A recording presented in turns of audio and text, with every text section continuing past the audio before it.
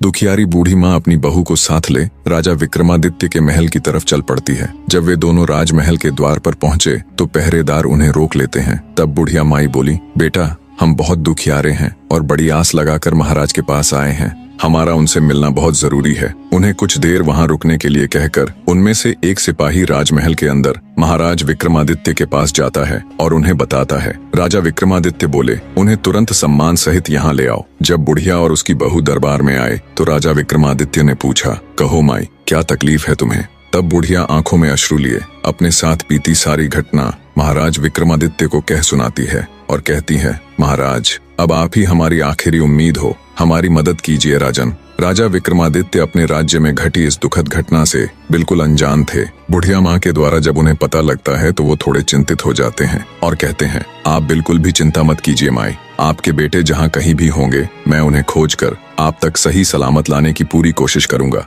राजा विक्रमादित्य का आश्वासन मिलने पर बुढ़िया माँ और उसकी बहू को कुछ राहत मिलती है। राजा विक्रमादित्य बोले, माई आप अपने घर लौट जाएं, भगवान ने चाहा तो जल्दी ही आपके दोनों बेटे आकर आपसे मिलेंगे। राजा विक्रमादित्य अगले दिन पूरी तैयारी कर अपने घोड़े पर सवार हो निकल पड़ते हैं दैत्य दंभिकासुर के ठिकाने की खोज में। चलते चलते वे भी उस साधु महाराज की कुटिया के पास पहुंच जाते हैं। सोचा कुछ देर सुस्ता लिया जाए। घोड़े से उतरकर जब राजा विक्रमादित्य कुटिया के अंदर जाते हैं तो उन्हें देखते ही महात्मा जी प्रसन्न हो जाते हैं और कहते हैं, आओ विक्रमादित्य, बहुत समय से तुम्हारा ही इंतजार था। साधु महाराज की बात सुन विक्रमादित्य चौंक जाते हैं। असमंजस में वे साधु बाबा के पास गए और उनके चरण छूकर उन्हें प्रणाम करते हुए बोले, हे साधु महाराज, अभी आपने कहा कि आपको मेरा ही इंतजार था, मैं उस बात को समझ नहीं पाया, कृपया मुझे और बताएं। तब महात्मा जी ने राजा विक्रमादित्य को शुरू से लेकर अब तक का सारा वृतांत कह सुनाया और बोले, बेटा विक्रमादित्य, मैं एक लंबे अरसे से तुम्हारी ही प्रतीक्षा कर रहा था, क्योंकि तुम ही हो जो उस दुष्ट के सभी प्रश्नों के उत्तर देने के साथ साथ उसे मल युद्ध में भी हराने की क्षमता रखते हो।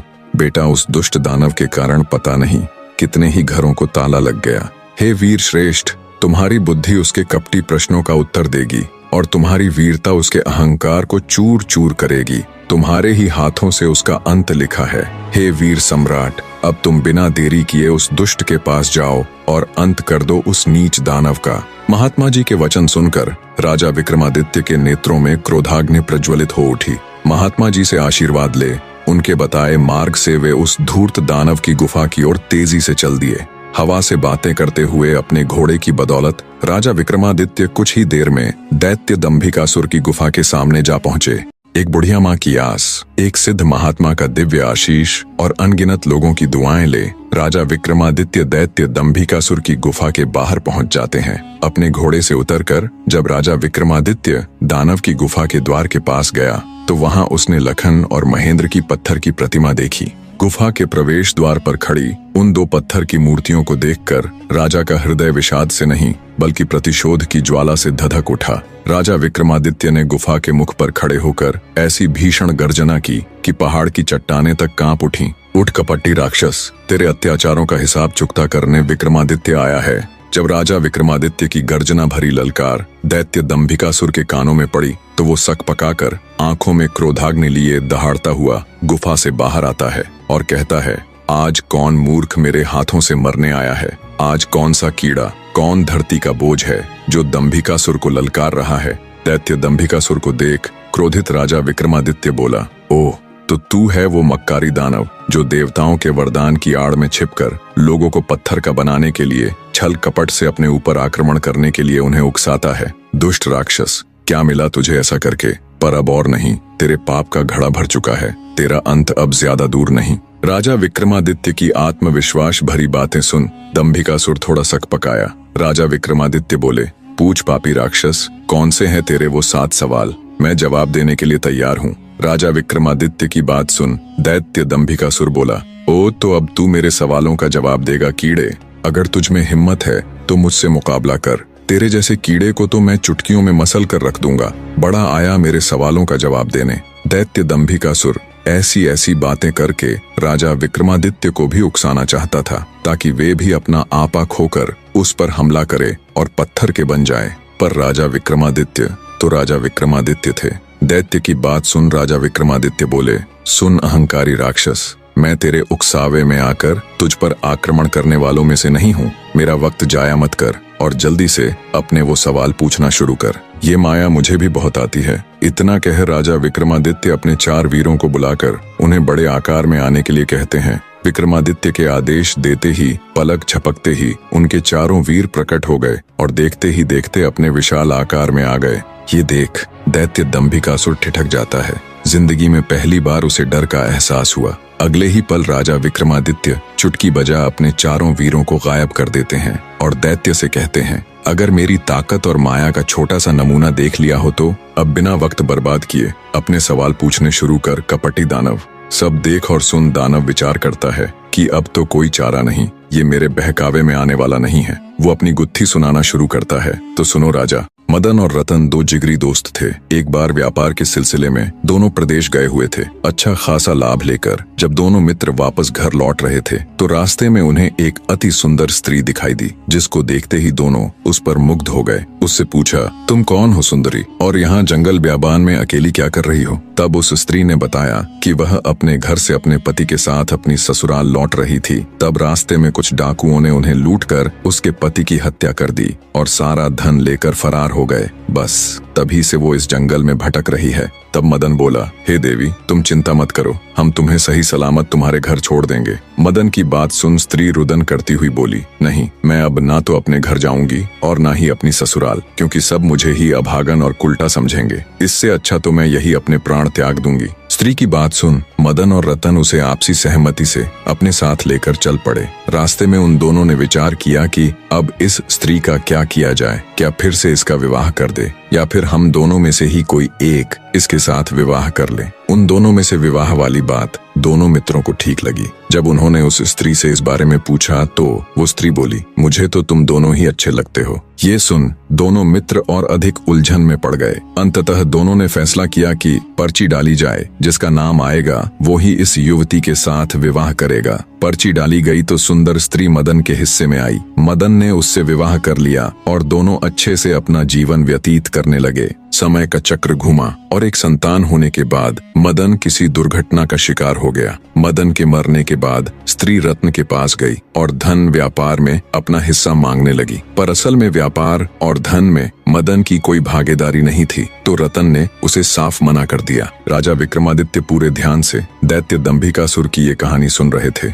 आगे दंभिकासुर बोला तो रतन के मना करने पर वो स्त्री राज दरबार में पेश हो गई। राजा ने जब दोनों पक्षों की बात सुनी तो रतन के हक में फैसला सुनाया और बोला, रतन की दौलत में स्त्री का कोई हक नहीं है। इतनी कहानी कह दैत्य दंभिकासुर राजा विक्रमादित्य से बोला, बता क्या उस राजा का फैसला सही था? दैत्य की बात सुन राजा विक्रमादित्य हल्के से मुस्कुराते हुए बोले, नहीं, अगर मैं उस राजा की जगह होता तो मैं निर्णय लेता कि उस स्त्री को रतन की दौलत में से हक मिलना चाहिए। दैत्य बोला, ऐसा क्यों? राजा विक्रमादित्य बोले, भले ही मदन के भाग में वो स्त्री पर्ची पर उसका नाम आने से आई थी, पर एक प्रकार से वह संपत्ति तो दोनों की ही बराबर थी, इसलिए उस स्त्री को बिल्कुल उत्तराधिकार है रत्न की संपत्ति में हिस्सा मांगने का। राजा विक्रमादित्य की बात सुन दैत्य पूरी तरह उनके जवाब से संतुष्ट होता हुआ बोला, तुमने बिल्कुल ठीक कहा, तुम्हारा फैसला वाकई में उचित होता। आगे दैत्य दंभिकासुर बोला, पर ज्यादा खुश होने की जरूरत नहीं, अभी मेरे 6 सवाल और बाकी हैं। राजा विक्रमादित्य बोले, पूछो दुष्ट राक्षस, मैं तुम्हारे सवालों का जवाब देने ही यहाँ आया हूँ। दैत्य दंभिकासुर थोड़ा हिचकिचाकर बोला, तो सुनो राजा, सिंधुपुर राज्य पर समरवीर नाम का एक बड़ा दयालु और प्रतापी राजा राज करता था। वो अपनी प्रजा की हर यथासंभव मदद किया करता था। एक दिन उसके दरबार में एक बनिया अपने 3 अंधे पुत्रों के साथ आया। सबने राजा को प्रणाम किया। बनिया राजा से बोला, महाराज, मैं इस समय बहुत विपदा में हूँ, कृपया मुझे 1000 स्वर्ण मुद्राएं कर्ज दें, मैं 6 माह बाद वापस कर दूंगा। हे राजन, तब तक मैं इन स्वर्ण मुद्राओं के बदले अपने 3 बेटों को आपके पास गिरवी रख दूंगा। बनिए की बात सुन राजा बोला,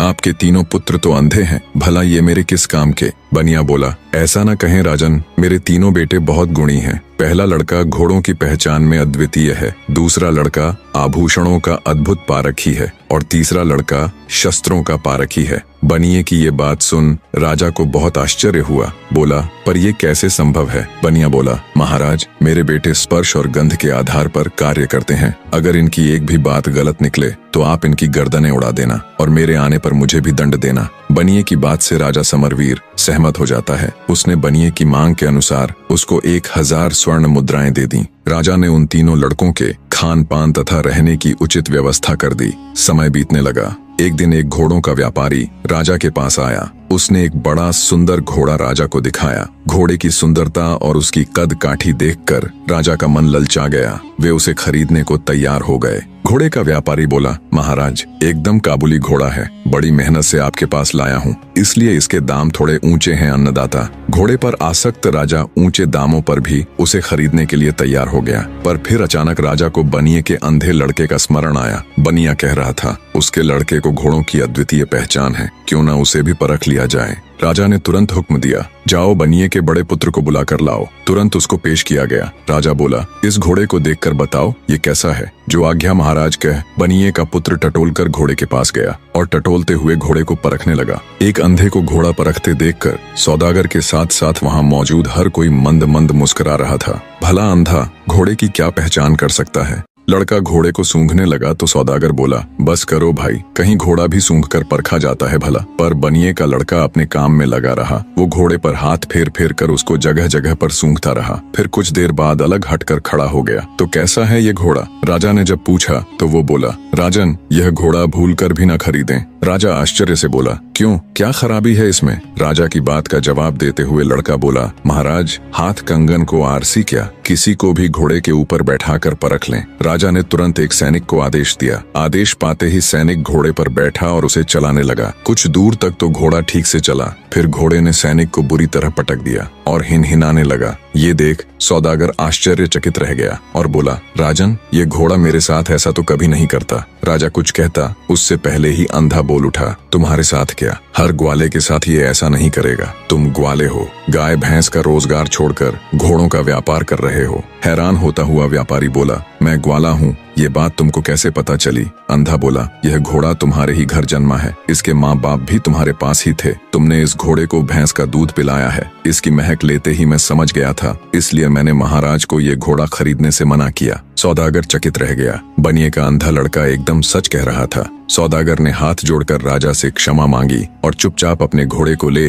वहां से चला गया। सारा माजरा देख राजा उस बनिए के लड़के से बहुत प्रसन्न हुआ। उसने आदेश दिया, इसकी खुराक दुगुनी कर दी जाए और इसके रहने सहने का प्रबंध और अच्छे से कर दिया जाए। अब बनिए के तीनों लड़के बड़े ठाठ से राजा के यहाँ रहने लगे। एक दिन एक जौहरी राज दरबार में आया। उसने अनेकों प्रकार के हीरे जवाहरात राजा को दिखाने शुरू कर दिए। जौहरी के दिखाए कुछ हीरे राजा की बहुत पसंद आए। राजा ने तुरंत अपने सैनिकों को आदेश दिया कि बनिए के दूसरे लड़के को बुलाकर लाओ। बनिए का दूसरा अंधा लड़का आया। राजा ने उसे अपनी पसंद के हीरो को परखने के लिए कहा। वह लड़का टटोल कर परखने लगा। अधिक सुंदर दिखने वाले जवाहरात उसने अलग कर दिए और राजा से बोला, महाराज, आप भूल कर अलग किए गए हीरे जवाहरातों को न ले। अंधे लड़के की बात सुन राजा बोला, क्यों, क्या कमी है इनमें? कितने सुंदर तो हैं ये। अंधा बोला, माफ करे महाराज, पर ये बहुत अशुभ है, खासकर ये लाल। महाराज, ये इतना अशुभ है कि जो कोई भी इसे खरीदता है, जिस किसी के भी पास ये जाता है, उसको बहुत बड़ा नुकसान हुआ है। या तो उनके घर में आग लग गई या फिर सब चोरी हो गया। कुछ परिवारों में तो उनके सदस्य तक मृत्यु को प्राप्त हो गए सरकार। और ये बात ये जौहरी भी अच्छे से जानता है। इतना सुनते ही जौहरी को काटो तो खून नहीं, वो तुरंत वहाँ से उठकर भागने लगा तो मौजूद राजा के सिपाहियों ने उसे तुरंत पकड़ लिया। जौहरी हाथ जोड़कर बोला, मुझे क्षमा कर दे महाराज, मुझसे बहुत बड़ी गलती हो गई जो मैं आपके पड़ोसी राजा के कहने पर इन अशुभ रत्नों को लेकर आपके पास चला आया। राजा के गुस्से का कोई ठिकाना नहीं था। उसने तुरंत उस जौहरी को कैद खाने में गिरवा दिया और बनिए के मध्यम वाले लड़के से खूब खुश हुआ, उसकी खूब तारीफ की और आदेश दिया कि इसकी भी खुराक दुगनी कर दी जाए। दो अंधे लड़के अपनी अपनी कारीगरी में सफल हो चुके थे। सबसे बड़े वाले ने अंधा होते हुए भी घोड़े को सूंघकर राजा को एक खराब घोड़ा लेने से बचाया, तो मध्यम वाले ने हीरों को टटोलकर उसे शापित हीरे लेने से बचाया। इसी प्रकार एक दिन राज दरबार में शस्त्र विक्रेता आया और बनिए का तीसरा यानी सबसे छोटा लड़का भी परीक्षा में सफल रहा। उसने भी सिर्फ काम आने वाले बेहतरीन हथियारों को ही राजा के लिए चुना। राजा छोटे वाले से भी बहुत खुश हुआ। उसने हमेशा की तरह आदेश दिया कि इसकी खुराक भी दुगुनी कर दो। कुछ समय बाद एक दिन तीनों अंधे लड़कों का पिता बनिया वापस आ गया। उसने राजा से लिया हुआ सारा आरण वापस कर दिया और अपने तीनों लड़कों को लेकर वापस जाने लगा। तब राजा बनिए से बोला, तुम इन तीनों लड़कों के बाप हो, तुम्हारा क्या गुण है? राजा की बात सुन बनिया बोला, मैं आदमी की पहचान कर सकता हूँ। उसकी बात सुन राजा बोला, ओह अच्छा, तो फिर बताओ हमारी पहचान क्या है? ये सुन बनिया एक बार तो झिझका, फिर राजा की आंखों में आंखें डालते हुए बोला, आप नानाबाई की औलाद हैं। कहानी को बीच में रोककर आपको बता दूं कि उस समय समाज में जाति और पेशे के आधार पर ऊंच नीच का बहुत भेदभाव होता था। बनिए ने राजा के पूर्वजों को नानबाई यानी एक रोटी या ब्रेड बनाने वाले के वंशज कहकर यह जताने की कोशिश की कि राजा किसी राजवंश से नहीं बल्कि एक साधारण पृष्ठभूमि से आया है। फिर से कहानी में चलते हैं। आगे बनिया बोला, जब भी मेरे लड़कों ने अपनी अद्वितीय पहचान दिखाते हुए कोई अद्भुत कार्य किया तो आपने उन्हें कोई पुरस्कार न देकर हर बार उनकी खुराक यानी खाना ही बढ़ाया है। इतना सुनते ही राजा के पूरे तन बदन में आग लग गई। क्रोध में अंधे राजा ने हुक्म देकर न सिर्फ बनिए को बल्कि उसके तीनों पुत्रों को भी मौत के घाट उतरवा दिया। इतनी कहानी कह दैत्य दंभिकासुर राजा विक्रमादित्य से बोला, बताओ बनिए को उसके लड़कों समेत मारने वाला राजा पाप का भागी बना या नहीं? राजा विक्रमादित्य बोले, खून का असर भला कभी जा सकता है क्या? बनिए को समझदारी से काम लेना था, अपने कारण वह बेटों समेत मौत की गोद में समा गया। इसमें पाप का भागी राजा नहीं बल्कि वो बनिया ही था। राजा विक्रमादित्य की बात सुन दैत्य दंभिकासुर बोला, तुमने बिल्कुल ठीक कहा विक्रमादित्य। इतना कह दैत्य चुप हो जाता है। उसे अनुभव होता है जैसे उसके हर सवाल के जवाब के साथ उसकी शक्ति कम होती जा रही है। उसने देवताओं को प्रसन्न कर जो वरदान लिया था उस कारण वो गुत्थियों के दिए गए सही जवाबों को झुठला भी नहीं सकता था। उसके चेहरे पर डर और गहरी सोच देख राजा विक्रमादित्य बोले, क्या हुआ दुष्ट राक्षस, अब किस सोच में पड़ गया? इतना अगर तू पाप करने से पहले सोच लेता तो आज इस दिन की नौबत ही नहीं आती। अपना अगला सवाल पूछ पापी दानव।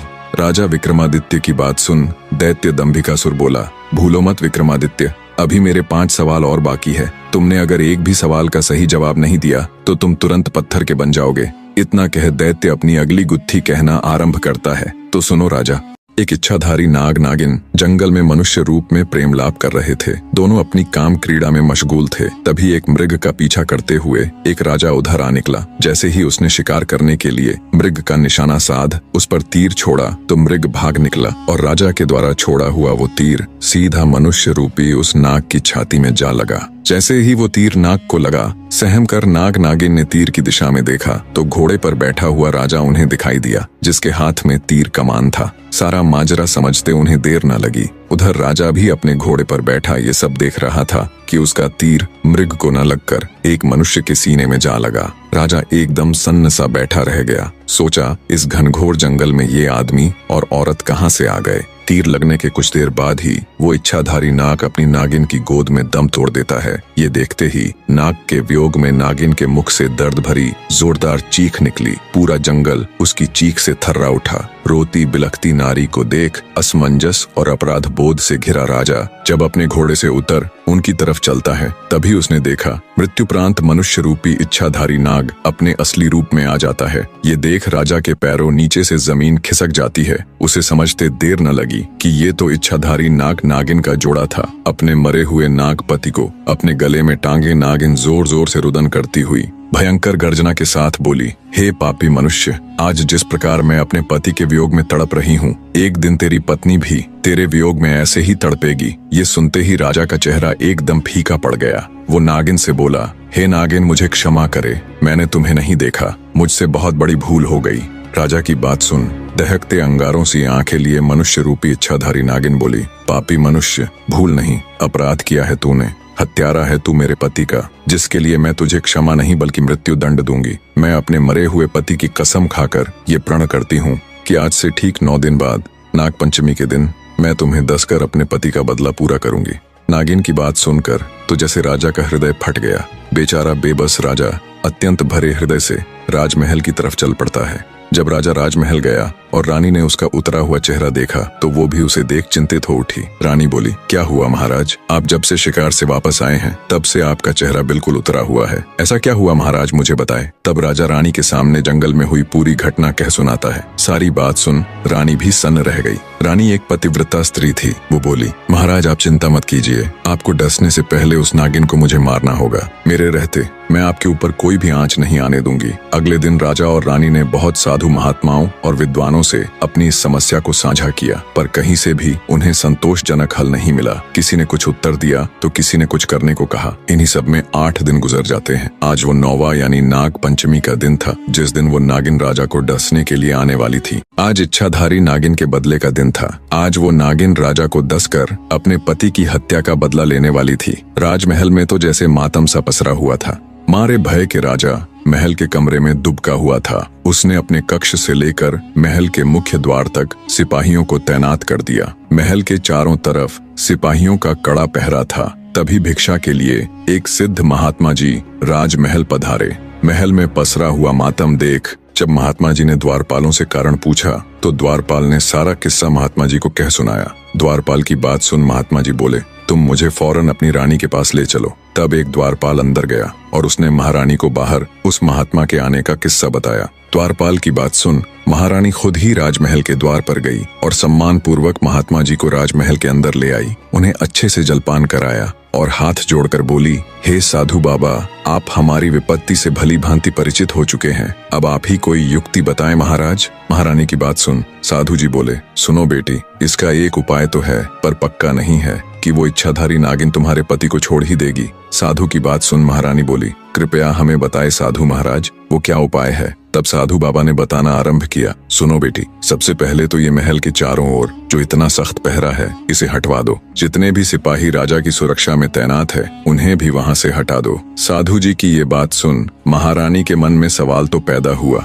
पर उसने महात्मा जी को उनकी बात के मध्य टोकना उचित नहीं समझा। आगे साधु बाबा बोले, बेटी वो कोई साधारण नागिन नहीं है, बल्कि एक इच्छाधारी नागिन है जो किसी का भी रूप ले सकती है, किसी भी द्वारपाल या सिपाही का। जब वो महल के बाहर इतना कड़ा पहरा देखेगी तो अवश्य ही राजा महाराज को क्षति पहुंचाने की कोशिश करेगी। आगे साधु महाराज बोले, बेटी आज नाग पंचमी का दिन है, तुम सूर्यास्त से लेकर मध्य रात्रि तक बिल्कुल अपने पति के कक्ष के सामने बैठकर नाग देवता की पूजा करना। अब जल्दी से सिपाहियों को जंगल भेज, वहां से सांप के छोटे छोटे बच्चों को मंगवा लो और राजा के कक्ष से लेकर महल के मुख्य द्वार तक थोड़ी थोड़ी दूरी पर छोटे बच्चों को बैठा देना, जो जंगल से लाए गए सांप के छोटे बच्चों को दूध पिलाएंगे। और अंतिम और सबसे जरूरी कार्य, महल के मुख्य द्वार से राजा के कक्ष तक सुगंधित फूल बिछवा दो। इतनी युक्ति बता। साधु बाबा बोले, बेटी बस एक यही रास्ता है जिससे उस इच्छाधारी नागिन का हृदय पिघल सकता है।